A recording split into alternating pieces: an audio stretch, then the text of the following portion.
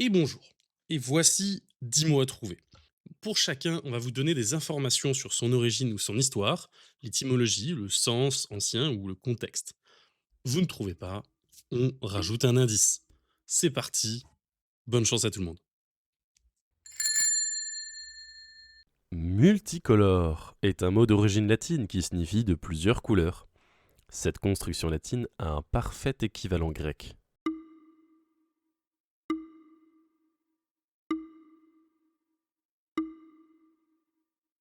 En grec, plusieurs se dit poly.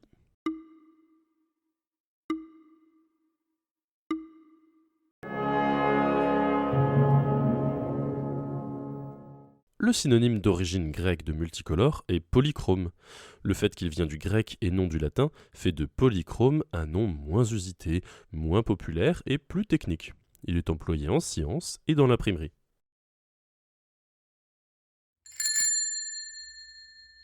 Les Latins avaient un mot pour désigner les esprits des morts, des créatures qui observaient les vivants la nuit de leurs yeux ardents et qui se déplaçaient lentement en poussant de petits cris.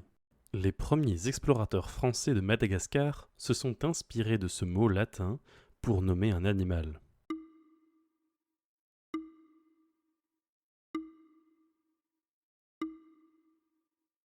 Ce nom latin pourrait venir du grec lamia, un démon nocturne.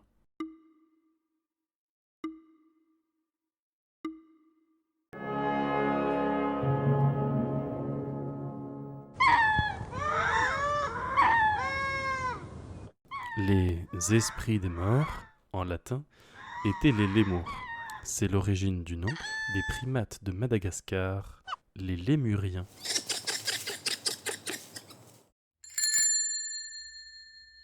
Mot qui signifie pour habiter en langue dakota.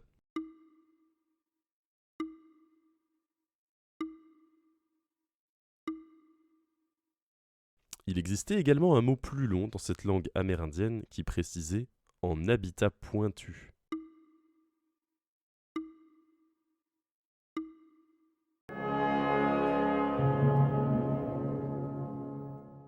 Le tipi, le mot tipestola, précisait pointu.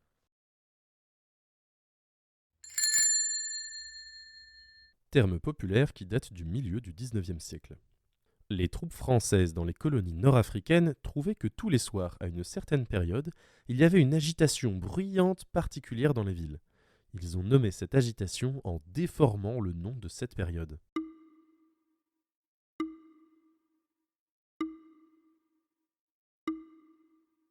Il s'agissait du mois de Ramadan, au cours duquel la tombée du jour, et donc la rupture du jeûne, donne lieu à une bruyante effervescence.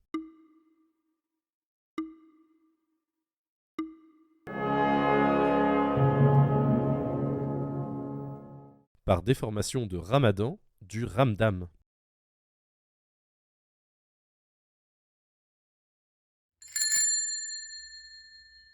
Le grec voie lactée est à l'origine d'un nom commun.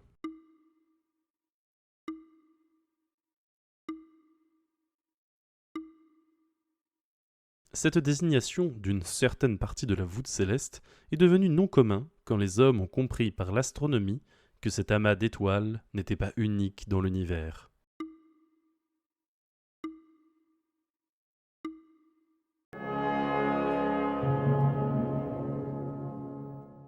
Gala, le lait, a donné Galaxias, la voie lactée, et galaxie en français.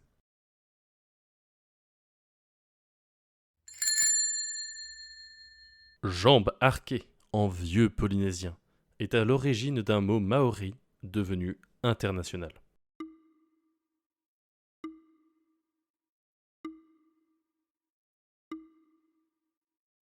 Il désigne une sorte de danse rituelle.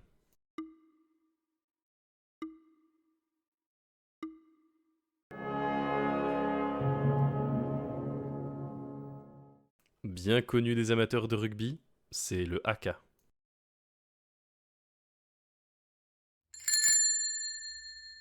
Nom populaire d'un légume, construit d'après son appellation occitane. Ayant de bonnes qualités de conservation, ce légume était fréquemment servi à bord des navires. De ce fait, il a fini par être détesté des marins. Et par extension, il a servi à désigner une personne détestée.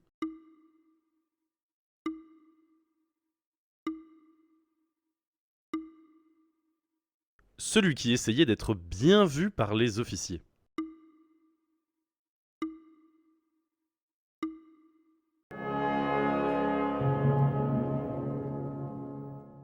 De l'occitan faïol, le faillot. Son application à un individu concernait d'abord la marine, puis toute l'armée. Le terme a été repris dans le milieu scolaire par des générations d'élèves. En persan, ce mot signifie vêtement de jambe, plus littéralement jambe-vêtement. Jambe se dit pai dans cette langue. Ce vêtement ample est passé en Inde. Là, les Anglais l'ont adopté, mais en détournant son usage.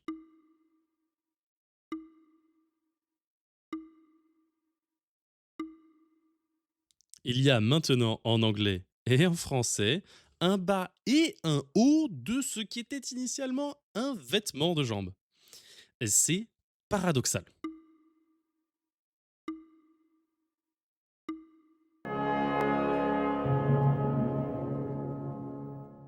Pyjama de pai, vêtement, et jamma, jambe en persan. Les Anglais résidant en Inde ont adopté ce pantalon ample pour dormir. Puis, ils ont imaginé une veste ample pour en faire un habit de nuit complet. De vêtements de jambe, pyjama est devenu vêtement de nuit. Imbaricare est un verbe du bas latin spécifique à l'Espagne. Il signifiait littéralement mettre une barre. Cette action s'est appliquée aux ports afin de les bloquer. Un terme devenu international découle de son participe passé.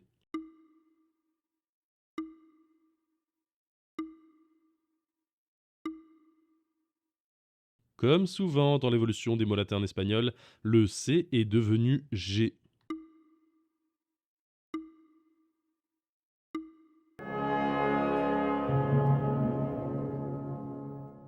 En espagnol, le verbe a évolué en embargar, qui signifie empêcher, saisir. Le nom qui en découle est embargo. On entend encore dans le mot la barre initiale.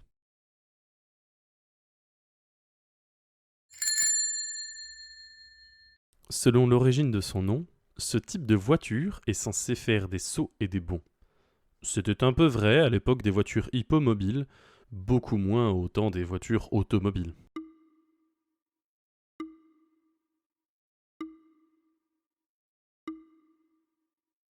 Des sauts et des bonds, comme un chevreau.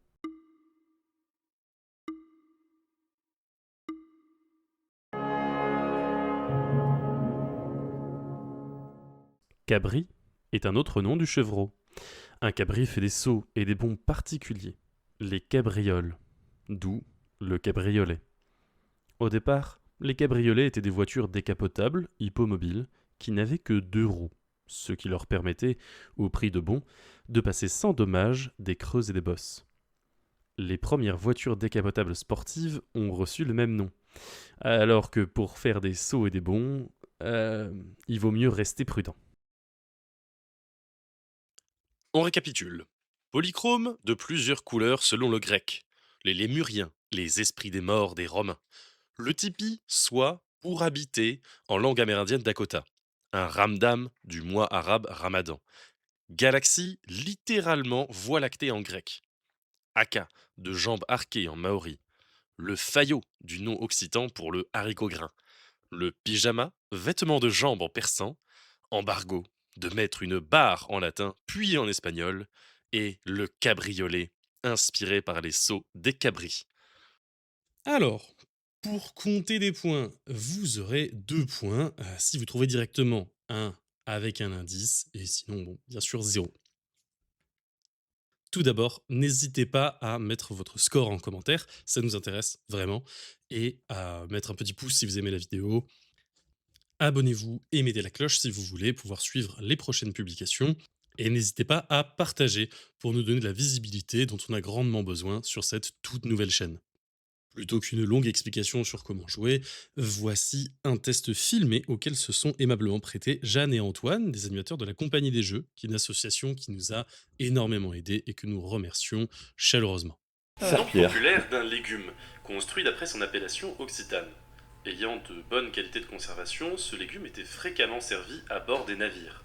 De ce fait, il a fini par être détesté des marins. Et par extension, il a servi à désigner une personne détestée. Un concombre. Un navet. Ah, j'aime bien concombre. Non, ça ne doit pas être un concombre. Attends, reprenons. Ce légume était fréquemment servi à bord des navires. Par extension, il a servi à désigner une personne détestée. Mais c'est pas détesté, un navet, il est juste couillon. Euh... hmm, Ayant de bonnes qualités de conservation. Patates. Ah, Carottes. attends, c'était quand Glu. D'après l'appellation occitane, il n'y a pas forcément de période. Patate, mais bon, quand même, patate. Ouais, bon, on peut tenter sur navet patate, on regarde l'indice. Patate, Peut-être. patate. Non, patate, c'est trop. Celui qui essayait d'être bien vu par les officiers.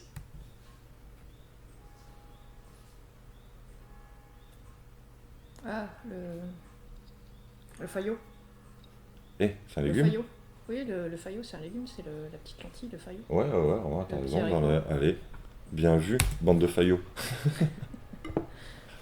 Ou de l'échec. Ah oui. Mais c'est trop bon, comment tu peux t'en passer? De l'occitan faillol, le faillot. Oui.